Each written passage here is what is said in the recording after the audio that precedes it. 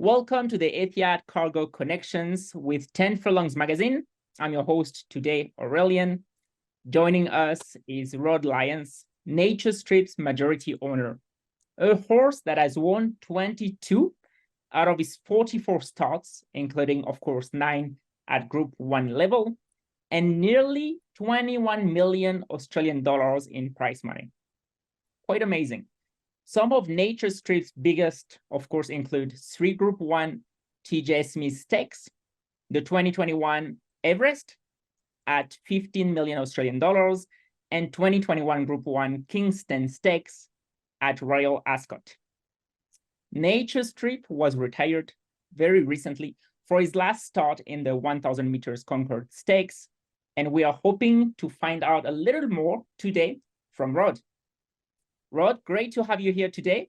How are things going, and how does it feel to see NatureStrip retire from racing? Good afternoon. Thank you for inviting me on. Look, it's a happy, sad situation, if you can understand that. We knew he was getting close to the end. We knew that retirement was calling, but we were hoping to get one more preparation out of him. We really felt he was working well. He was doing well in the stable. All reports were that he was going extremely well. But until you actually get to the races, until you actually get put under that race day pressure, you don't really know how he's going to perform. And unfortunately, in that race, he just showed us that, hey, I've had enough. I just really don't want to be here anymore. So we went to that race meeting full of hope, expecting him to win. Mm-hmm. And within an hour, the race was over and he was retired. Fair enough. What a sad story. Yeah, look, sad. People say you must be sad. I'm not really sad. I'm really happy for the journey. I'm really happy for what he did for all of us. All the guys in the horse were all good friends, travelled the world. And, I'm disappointed we're not going to see him again, but I'm really happy that he's retiring healthy, happy, and going to a wonderful place. That's great. That's very good. In Chris Waller's own words, after the Concorde Stakes, he mentioned the same acceleration or spark wasn't there. What did it feel like when you realized that after 22 wins from 44 starts, the journey had come to an end? Well, very much what I've just said. We really expected him to win. We really thought that he had far more ability than the field he was racing against. Mm-hmm. And we really weren't expecting to have that performance. But when jockey James McDonald came back and he said, I've ridden this horse some 30 times, and even when he's been beaten, he's really given his best. He's really tried hard. But in the Concorde, when James pulled him out to make him run, he just didn't want to be there. He just didn't show any dash. He didn't show any determination, which is so unusual for him. And as Chris said, the horse is telling us, I can't do it anymore. I've had enough. So it was a little bit of a shock. Disappointing, but reflecting on that, it was time. He had told us that, hey, it's time to hang up the boots or the hoofs. That makes sense. That makes sense. Now, talking about your greatest memories of NatureStrip career, what are those? Look, there's many. There's many. As you say, he won 9 Group 1s. He won an Everest. I think 22 wins.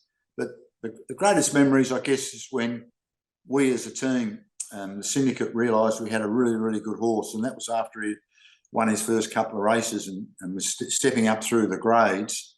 And you start to realise we've got a really, really good horse here. And then when Chris got hold of him and James McDonald was riding him and all the team there, Chris Wallace, Stewie Williams, Charlie Duckworth, Sophie Baker, they just said, this horse is a superstar. And when you start to realise, wow, we've got something out of the ordinary, it's mind-boggling. You think, wow, you get into racehorses, you want to go to the races, you want to win races, you want to be with your friends, you want to share it. And all of a sudden you think, wow, we could have one of the best horses we've ever seen in Australia, maybe the world. It's a pleasant shock, let me tell you. That's amazing. You mentioned that he won, of course, the Everest in 2021. What gave you the most satisfaction, winning the Royal Ascot or the Everest? You know, that's a question I've been asked several times, and it's a very, very difficult question to answer because they were both fantastic victories. I mean, Everest is fast becoming, well, it's definitely the best sprint race in Australia, and I would say close to the best sprint race in the world. And then taking the horse halfway across the world, going with the team, all our friends from New Zealand, Patrick Harrison and Jack Van Duren, all the guys, Peter Keane, Steve Hansen, all the guys going to Royal Ascot, all staying together, all getting to the local pub.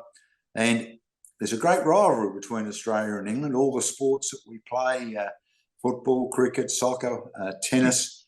And to go over there with an Australian horse to Royal Ascot, which is a magnificent race meeting, you know, the royalty, the dignitaries, the great jockeys, the great trainers, and think you've got a horse that's going to be good enough to compete, and then have your horse go out there and donkey lick them. It was fantastic. And my family and upbringing, we come from a relatively middle-class family, and to think that one day we could get over there and rub shoulders with the future king and queen and be in that environment, it's something you couldn't even dream of. So incredible. Maybe Ascot by a short half head, but I'm happy to win the Everest as well.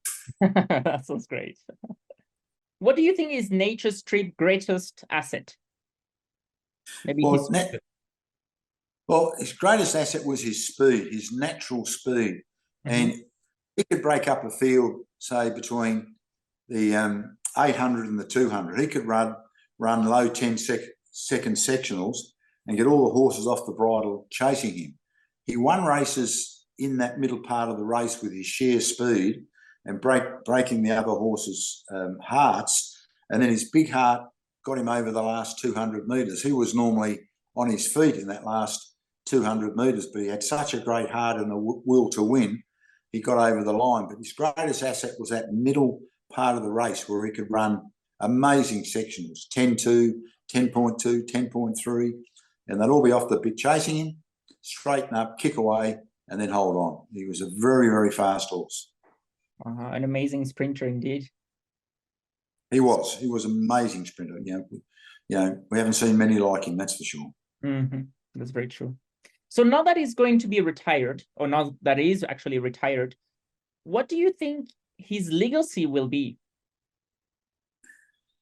Well, I think that his legacy is going to be his great career. His legacy is going to be the way he performed, his courage. And remember, he's a 9-year-old rising 10-year-old. So his durability, he raced a 2-year-old, 3-year-old, 4-year-old, 5-year-old, 6-year-old, 7-year-old, 8-year-old, 9-year-old, and won group race, raced in the best quality. He didn't dodge anybody. It was like a prize fighter. Like Muhammad Ali, he didn't dodge anybody. He fought all the great sprinters we had in Australia.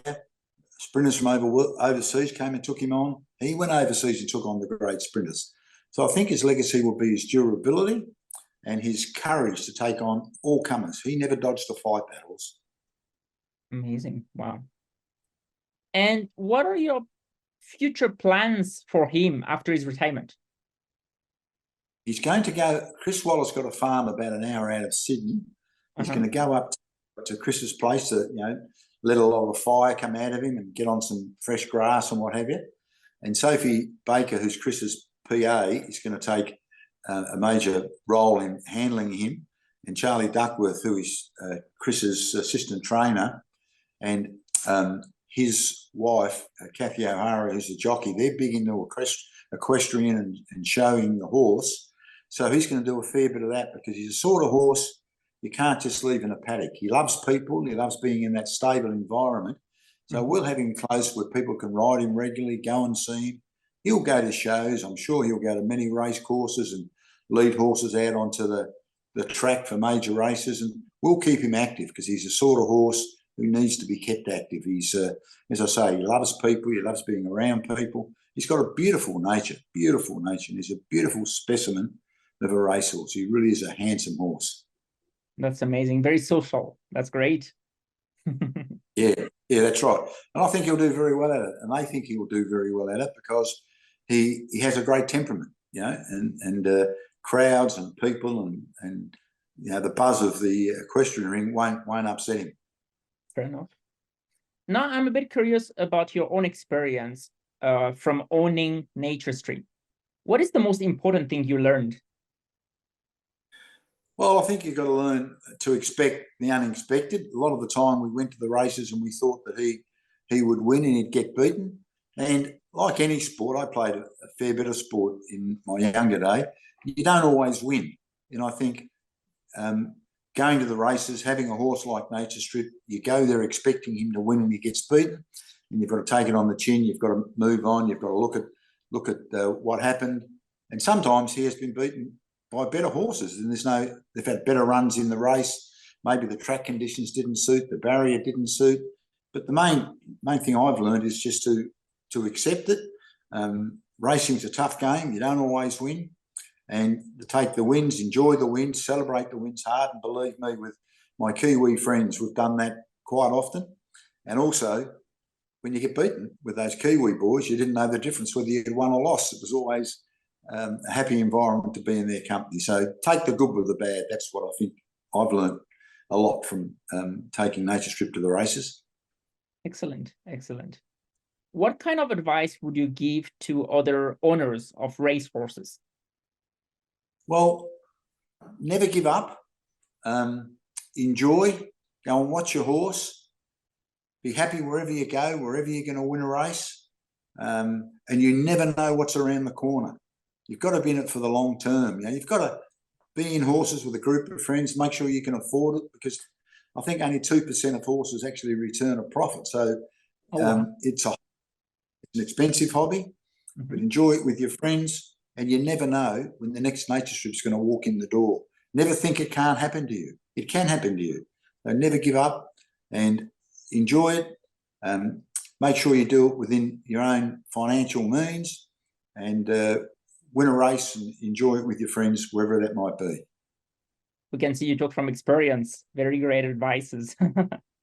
Yeah, well, that's right. I mean, I've had a lot of slow horses too. We've been to a lot of places that you wouldn't even know existed on the Australian map. So we haven't had all NatureStrips. We've had some slow horses as well. And we've had a lot of fun going to different places, as I say, that you couldn't find on the map. And thinking one day, dreaming one day, watching the black caviars and watching the Winxes and the great horses, would one day that be possible for us? Probably not, but it did become a possibility. And you just keep dreaming. You never know when the next horse is going to come in the gate. Great. Talking about Australian racing in general, what are your thoughts on the future of Australian racing? Do you think we are going to see more Australian horses competing abroad? I hope so, especially our sprinters. There's no doubt that our middle distance and stayers are probably not up to scratch, except for a few, and all those haven't travelled overseas. But our sprinters are certainly as good as anywhere, if not the best in the world, as we've seen with the 6 winners of the King Stands, Swarsers and the mighty Black Caviar. And I'm sure that we'll go back and continue to compete at that level. Racing in Australia is very, very healthy. New South Wales and Victoria, the prize money is terrific. And I think it's a great future. We have great jockeys. We have world-class jockeys. We have world-class trainers, world-class facilities. And our horses, especially at the sprinting level, probably up to 1,600 metres, are as good as anything in the world. Very true. Just NatureStrips aside, what is the next chapter for you in the world of racing? Well, our group have got a number of horses. Nothing looks like a NatureStrip. We've got a couple of stayers. I was just about to ask. NatureStrip, and I don't think we'll ever get one. He is a once in a lifetime, once in a generation horse. I don't expect to get another NatureStrip. I really don't, but as long as we get a bunch of horses where all the friends can get together and enjoy it. My wife's got a couple of shares in the ladies syndicate. It's just a matter of enjoyment. If we ever get another one, I'll be very, very happy, but I don't expect to get another NatureStrip. Not even one. not even half as good. That would be quite spectacular to have another NatureStrip for sure. Would have been, yeah, for sure. If you could own one horse in this year's Everest likely lineup, who would it be and why? Well, I've got a real soft spot for Giga because I know Jonathan Muntz, who owns it, and I know Rocket Douglas and Clayton Douglas trains it, and I know Rocket Douglas, who's Jonathan's manager. So I like the guys. They're really good company and really good racing people, especially Jonathan. He puts a lot of money into the racing game, and he's a good horse, Giga. He got beaten on Saturday, but that wasn't the horse's fault. So if I could pick one and get involved in that team, it'll be the Giga team for sure. I can imagine. Great. All right, on to our last question, Rod. If you could sum up NatureStrip in 3 words, what would they be? Champion, okay. Superstar, legend. Excellent. Wow. Quite amazing. Thank you so much, Rod, for being here today. Really it's my pleasure. My pleasure. Thank you for your time. No, thank you for your time. Definitely.